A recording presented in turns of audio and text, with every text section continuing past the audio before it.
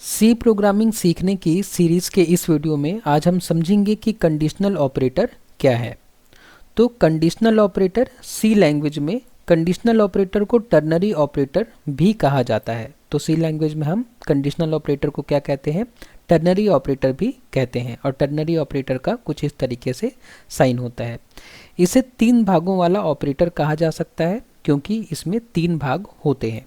तो conditional operator में तीन भाग होते हैं, तीन पार्ट होते हैं, जिसमें पहला पार्ट होता है कंडीशन, और दूसरा पार्ट होता है ट्रू एक्सप्रेशन, और तीसरा पार्ट होता है फॉल्स एक्सप्रेशन।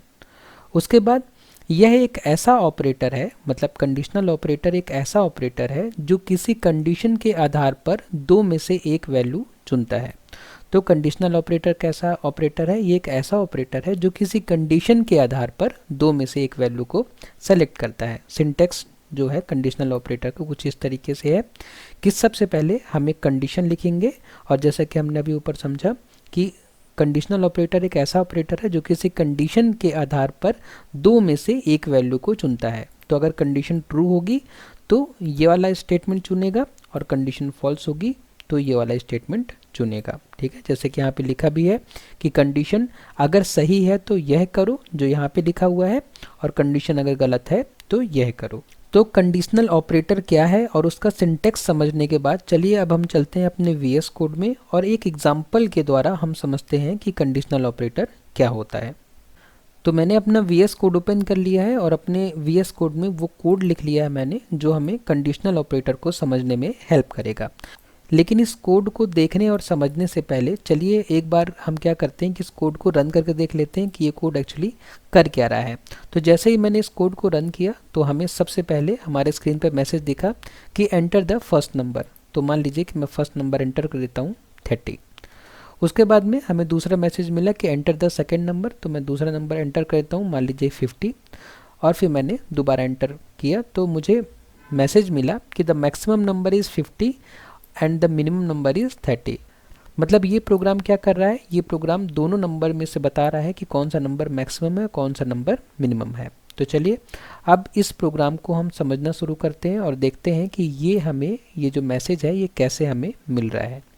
तो इस कोड में सबसे पहले इंक्लूड किया गया है stdio.h को, क्योंकि ये हेडर फाइल है जो ज़रूरी होती है printf और scanf फंक्शंस को यूज़ करने के लिए। उसके बाद में मेन फंक्शन के अंदर हमने ये चार वेरिएबल्स डिक्लेयर किए हैं, num1 num2 max और min। चारों ही वेरिएबल इंटीजर टाइप के हैं। उसके बाद में हमने यूज़र से इनपुट लिया, यूज़र से हमने बोला कि एंटर द फर्स्ट नंबर, और उस नंबर को रिसीव करने के लिए हमने scanf का यूज़ किया, और उस नंबर को हमने num1 नाम के वेरिएबल में स्टोर कर लिया। जो num1 नाम का वेरिएबल है वो इंटीजर टाइप का है, इसलिए हमने फॉर्मेट स्पेसिफायर %d यूज़ किया है। इसी तरीके से हमने यूज़र से सेकेंड नंबर मांगा, और सेकेंड नंबर को हमने num2 नाम के वेरिएबल में स्टोर कर लिया। तो यूज़र से num1 और num2 की वैल्यू लेने के बाद अब काम आता है हमारा कंडीशनल ऑपरेटर का, और कंडीशनल ऑपरेटर का यूज़ करके हम फाइंड कर रहे हैं मैक्स और मिनिमम नंबर को। तो चलिए अब समझते हैं कि ये हमारा कंडीशनल ऑपरेटर कैसे काम कर रहा है। तो कंडीशनल ऑपरेटर के काम को समझने के लिए मुझे ये वाइट बोर्ड ओपन करना पड़ेगा, क्योंकि मुझे आपको लिख के दिखाना है कि ये कैसे काम कर रहा है। तो चलिए अब हम समझते हैं कि ये कंडीशनल ऑपरेटर कैसे काम कर रहा है। मैंने दोनों लाइंस को यहाँ पे लिख लिया है, और चलिए हम num1 जो कि हम यूज़र से ले रहे हैं, और num2 जो कि हम यूज़र से ले रहे हैं, उसको मैं यहाँ पे बना लेता हूँ। तो हम सबसे पहले सिनेरियो लेते हैं वही वाला जो हमने एग्जांपल में किया था। num1 मैंने यूज़र से मांगा तो यूज़र ने मुझे 30 दिया, और num2 मैंने यूज़र से मांगा तो मुझे num2 की जगह यूज़र ने क्या दिया, 50 दिया।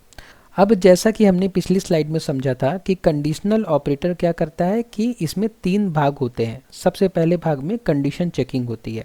तो यहाँ पे कंडीशन चेक हो रहा है, तो num1 की वैल्यू है 30 और num2 की वैल्यू है कितनी, 50।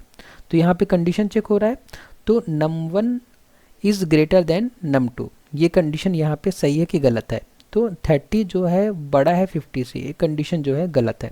कंडीशन गलत है तो हमें कौन सा स्टेटमेंट एग्जीक्यूट करना है, हमें स्टेटमेंट एग्जीक्यूट करना है दूसरा वाला, ठीक है, num2। मतलब जो num2 है उसकी वैल्यू असाइन होगी मैक्स को, num2 की वैल्यू असाइन होगी मैक्स को। तो num2 क्या है, num2 है 50, इसका मतलब मैक्स को क्या असाइन हो जाएगा, 50 असाइन हो जाएगा।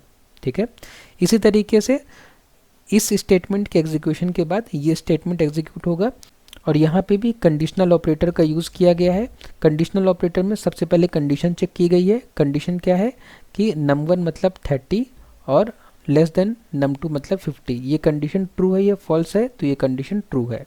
तो अगर ये कंडीशन ट्रू है तो हमारा जो पहला वाला स्टेटमेंट है वो एग्जीक्यूट होगा। और पहला वाला स्टेटमेंट मतलब num1, मतलब num1 की वैल्यू जो है स्टोर होगी कहाँ पे, मिन में।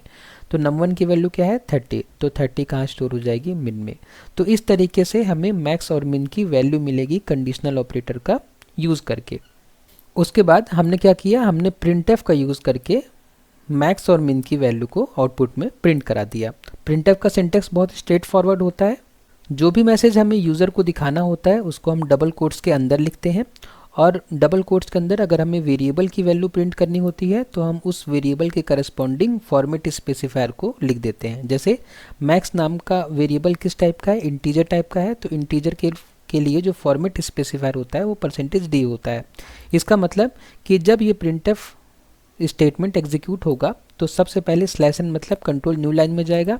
उसके बाद में मैसेज प्रिंट होकर आएगा the maximum number is %d, और %d की वैल्यू कहाँ से मिलेगी, इस मैक्स नाम के वेरिएबल से मिलेगी। तो हमारा जो मैसेज होगा हो जाएगा द मैक्सिमम नंबर इज, जो भी मैक्स की वैल्यू होगी, जैसे इस केस में मैक्स की वैल्यू है 50, ठीक है। उसी तरीके से मिनिमम नंबर को प्रिंट करने के लिए हमने ये स्टेटमेंट लिखा है जिसमें हम मैसेज प्रिंट करा रहे हैं the minimum number is %d मतलब मिनिमम की वैल्यू। उसके बाद हमने क्या कर दिया, रिटर्न कर दिया 0, क्योंकि हमारा जो मेन फंक्शन था उसका रिटर्न टाइप क्या था, इंटीजर था। तो इस तरीके से हम क्या कर सकते हैं, कंडीशनल ऑपरेटर का यूज़ करके दोनों नंबर में मैक्सिमम और मिनिमम को फाइंड कर सकते हैं। अब ये प्रोग्राम ऐसा नहीं है कि बस छोटे नंबर के लिए रन करेगा, इस प्रोग्राम को हम बड़े नंबर्स के लिए भी रन कर सकते हैं। जैसे कि अगर इस कोड को मैं दोबारा रन करूं और यहाँ पे कोई बड़ा नंबर एंटर करा दूं, जैसे कि मान लीजिए ये, और उसी तरीके से दूसरा एक और बड़ा नंबर एंटर करा दूं, जैसे कि मान लीजिए ये, और मैं एंटर करूं तो मुझे फिर भी मैक्सिमम और मिनिमम जो है सही सही मुझे आउटपुट में मिल जाएगा। यहाँ पे जो मैक्सिमम है वो है 7454 और जो मिनिमम है वो है 7398। तो इस तरीके से हम कंडीशनल ऑपरेटर का यूज़ करके मैक्सिमम और मिनिमम फाइंड कर सकते हैं दो नंबर के बीच में। तो आई होप कि ये आज का ये वीडियो आपको समझ में आया होगा। अगर इस वीडियो में आपको कोई डाउट है तो प्लीज़ मुझे कमेंट बॉक्स में बताइए। नेक्स्ट वीडियो में जब हम मिलेंगे तो हम इस सीरीज़ का नेक्स्ट प्रॉब्लम सॉल्व करेंगे। वीडियो को लास्ट तक देखने के लिए धन्यवाद।